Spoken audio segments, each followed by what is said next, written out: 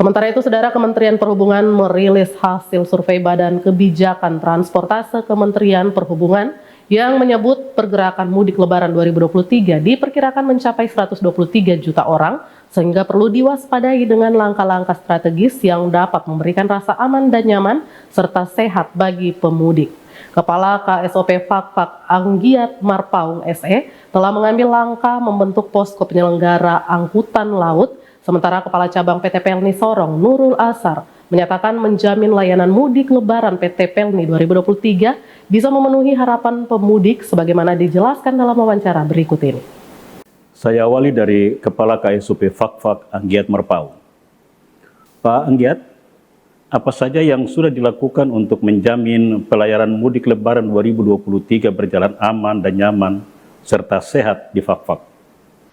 Ya, baik, terima kasih.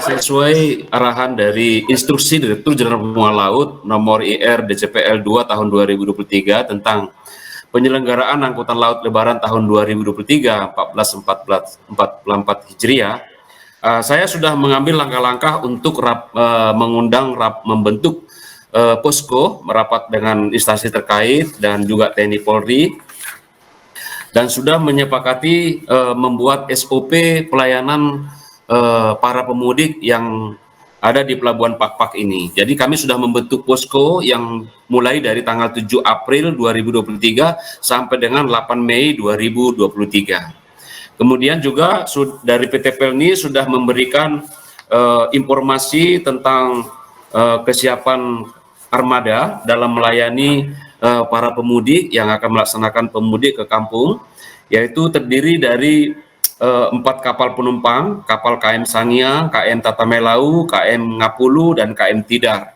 Ditambah lagi dengan kapal penumpang perintis, yaitu Sabuk Nusantara 942, Sabuk Nusantara 61, Sabuk Nusantara 75, dan Sabuk Nusantara 77. Kemudian ada juga armada lainnya seperti KM ASDP, KM Erana, dan KM Kalabia.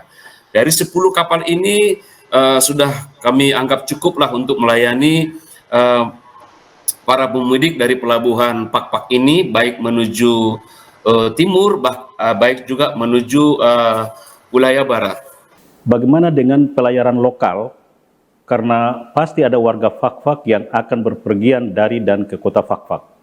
Saya berusaha membuat edukasi baru untuk memberikan informasi kunjungan kapal sampai ke pesantren-pesantren yang ada di Pakpak ini. Jadi dengan harapan supaya mereka jangan bertumpu pada satu tanggal kapal tertentu untuk mereka melaksanakan mudik. Jadi supaya terurai. Jadi kami berusaha dengan tim saya, dengan posko ini, memberikan edukasi selain juga di RRI, pemberitahuan kunjungan-kunjungan kapal, jadwal-jadwal kapal, dan jam-jam kapal, sampai bila perlu ke pesantren, karena mereka ini yang selalu melakukan perjalanan pada saat tanggal tertentu. Jadi saya berusaha untuk mengurai supaya jangan mereka nanti berdesakan di pelayaran para pemudik, jangan sampai melebihi kapasitas kapal yang ada gitu. Apa saja yang menjadi konsentrasi layanan posko penyelenggara angkutan laut yang sudah dibentuk? Tentunya ya, semuanya kita oleh instruksi pimpinan semua pelabuhan harus membentuk posko. Jadi bukan hanya di Pelabuhan Pakpak saja, semua pelabuhan-pelabuhan yang ada di Indonesia ini sudah membentuk posko dan harus mengedukasi kepada calon-calon pemudik tentang bagaimana berlayar bermudik yang baik. Tentunya tetap juga kami mengharapkan mereka menggunakan masker pada saat melaksanakan pelayaran. Saya juga mengundang BMKG di dalam posko itu untuk mereka juga memberikan informasi tentang cuaca dalam pelayaran, baik pelayaran lokal maupun pelayaran internasional sampai pelayaran ke internasional. Jadi BMKG juga aktif di dalam memberikan informasi cuaca di dalam posko itu. Baik, saya ke Kacap PT Pelni Sorong. Pak Nurul Asar, soal pergerakan mudik Lebaran 2023 yang diperkirakan akan melonjak jauh dibanding tahun-tahun sebelumnya. Apakah sudah diantisipasi untuk memberikan rasa aman dan nyaman bagi calon penumpang? Mengingat Pelabuhan Sorong merupakan pintu masuk 6 provinsi setanah Papua.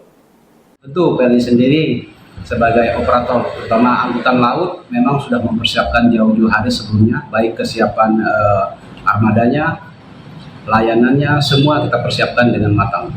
Terutama untuk kesiapan armada, sebelum H-15 itu semua kapal sudah harus ready ya. Harus ready dalam arti kata layak laut dan layak dioperasikan. Tentu akan ada modifikasi trayek-trayek tertentu karena memang secara nasional wilayah barat dan tengah itu luar biasa untuk antusiasmenya, dan ini adalah bagian juga dari tugas PLI ya untuk menyediakan kapal juga baik di daerah barat, tengah maupun timur. Sebetulnya kita mempunyai kapal untuk yang melayari Pelabuhan Sorong itu ada sekitar 8. Ada kapal penumpang, di mana nanti terakhir adalah yang akan diperbantukan untuk angkutan di wilayah barat adalah kapal Dukun Solo. Di tanggal 8 April 2023 kapal Dukun Solo itu sudah berlayar ke arah barat sampai di Tanjung Priok dan akan diperbantukan untuk mudik gratis Jakarta Semarang PP dan perbantuan Ciwandan Panjang. Nanti setelah peak season selesai, itu akan kembali lagi ke trayek semula melayari Pelabuhan Sorong dan Pelabuhan Papua bagian utara. Untuk kapal-kapal lain yang dari Sorong ke arah barat ada kapal Ciremai, ada Gunung Dempo, dan ada kapal Singapura. Jadi itu tidak tetap melayari dari arah timur sampai ke barat. Ada perbantuan lagi dari kapal, bukan berbantukan sebetulnya, itu adalah kapal reguler, ada Tatamelau, ada Sirimau, ada kapal Tidar. Termasuk juga yang akan diperbantukan untuk wilayah Sorong nanti adalah kapal Sangiang yang biasa beroperasi di daerah wilayah itu akan diperbantukan melayari daerah Sorong, Fak-Fak dan Geser. Untuk menghadapi peak season Lebaran tahun 2023, PLI sendiri sebagai operator kapal memang sudah berkoordinasi dengan semua stakeholder yang ada di Kota Sorong, termasuk dengan KSOP maupun dengan pihak-pihak para penegak hukum atau aparat keamanan, terutama KP3, dan nanti juga kita akan perbantukan juga tenaga aparat keamanan yang lainnya. Termasuk juga nanti di tanggal 6 April itu akan ada semacam apel dengan pihak KSOP. Kalau untuk layanan kapal-kapal sabuk, bagaimana?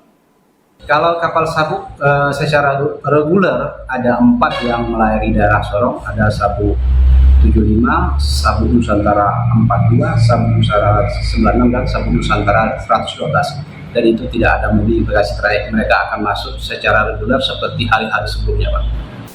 Apa memang tidak ada pergerakan mudik lebaran dari dan ke Sorong, sehingga tidak ada tambahan kapal-kapal sabuk? Ini kemungkinan ada peningkatan sedikit, Pak, tapi kapasitasnya masih sangat mencukupi karena di hari-hari biasa juga kan penumpangnya tidak akan jauh berbeda dengan saat peak season sekarang. Bagaimana dengan layanan tiket?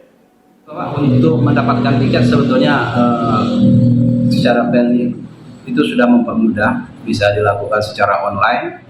Itu bisa kita lakukan, tapi kalau ada penumpang yang masih datang ke loket, itu tetap akan kita layani semua.